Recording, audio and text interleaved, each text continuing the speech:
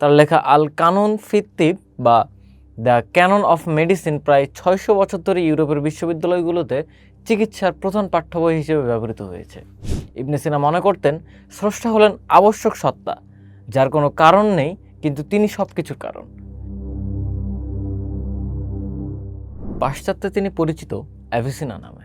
তাকে বলা হয় চিকিৎসকদের রাজপুত্র এবং মধ্যযুগের সর্বশ্রেষ্ঠ প্রতিভা।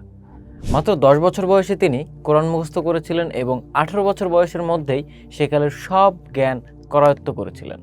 তার লেখা আল কানুন ফিত্তিব বা দ্য ক্যানন অফ মেডিসিন প্রায় ৬০০ বছর ধরে ইউরোপের বিশ্ববিদ্যালয়গুলোতে চিকিৎসার প্রধান পাঠ্য বই হিসেবে ব্যবহৃত হয়েছে। তিনিই প্রথম মেনিনজাইটিস এবং যক্ষ্মার মতো রোগের সঠিক বর্ণনা দিয়েছিলেন।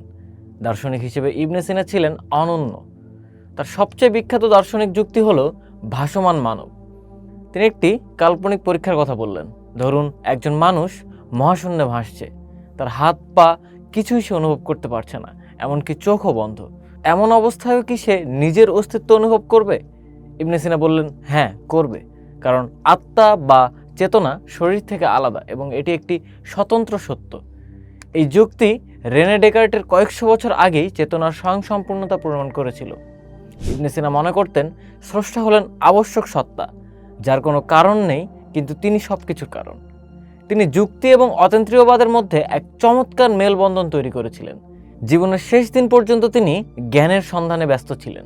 কারাগারে বন্দী অবস্থাতেও তিনি তার শ্রেষ্ঠ গ্রন্থ কিতাব আল শিফা লিখেছিলেন।